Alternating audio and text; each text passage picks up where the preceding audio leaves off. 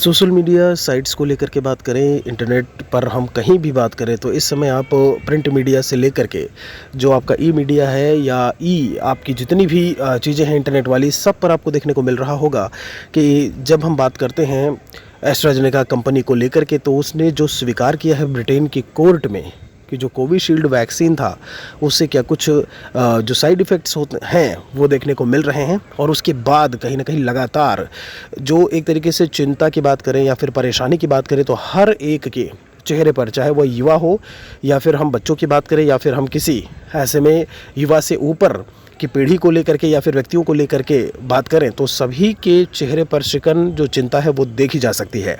यहाँ पर जवाबदेही किसकी होगी, ऐसे में कौन इसका जिम्मेदार है, कहीं ना कहीं यह बहुत बड़ा सवाल ऐसे में निकल करके सामने आ रहा है।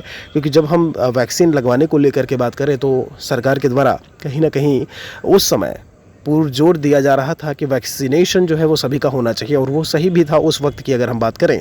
क्योंकि जिस तरीके से कोविड वायरस सभी को अपने जद में ले रहा था, वहाँ पर ज़रूरी था कि कोई एक वैक्सीन अगर आई है तो उससे अगर बचाव हो सकता है तो क्यों ना उसे ऐसे में लिया जाए या फिर लगवाया जाए। यहाँ पर आप देखेंगे कोविड वैक्सीन खतरे को लेकर के, और जो एक टीटीएस वाला ख़तरा है, जब हम रक्त के थक्के को जमने की बात करते हैं और उसके बाद हार्ट अटैक और ब्रेन स्ट्रोक जैसी बीमारियां निकल करके सामने आ रही हैं।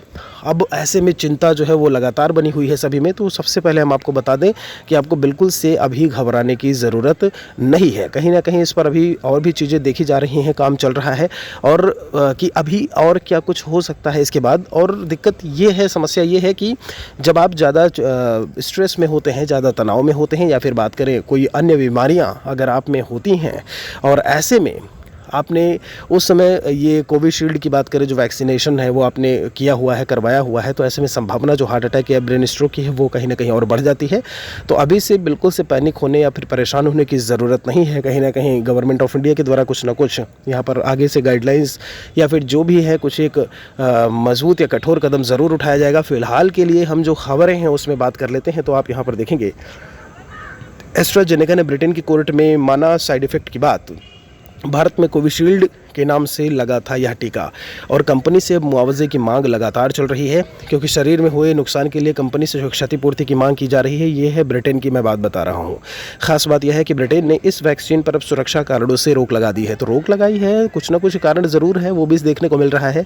और यहाँ पर आप देखेंगे भारत में शुरू हो सकते हैं मुकदमे, और ये बात बिल्कुल सही है। और मुकदमा किस पर किया जाएगा यह बात आप भी जानते हो। अपनी राय एक लाइन में अगर आप ये वीडियो देख रहे हैं तो कमेंट सेक्शन में लिखिएगा ज़रूर कि गलती किसकी है ऐसे में, और कौन इसके लिए जिम्मेवार है, जिम्मेदार है।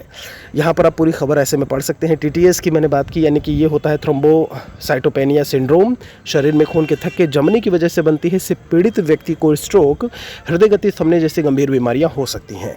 तो ये चीज़ भी यहाँ पर इन्होंने जो है वो मेंशन किया हुआ है। आगे यहाँ पर एक और ख़बर आप देखेंगे, इसमें है कि हमें हमदर्दी पर टीके के साइड इफ़ेक्ट से मौत में हम जिम्मेदार नहीं, ये गवर्नमेंट ऑफ इंडिया का कहना है। तो इस पर लिखा है सरकार का सुप्रीम कोर्ट में जवाब, कोरोना वैक्सीन लगवाना कानूनी बाध्यता नहीं थी, ये सरकार ने कह करके अपना पल्ला फिलहाल के लिए झाड़ लिया है। वक्त बताएगा कि इसमें क्या कुछ होता है। आप कमेंट सेक्शन में अच्छे शब्दों में लिखिएगा ज़रूर अपनी प्रतिक्रिया, अपना फीडबैक, प्रतिपुष्टि ज़रूर दीजिएगा। वीडियो को बाकियों तक शेयर ज़रूर करिए। शुक्रिया आप सभी का।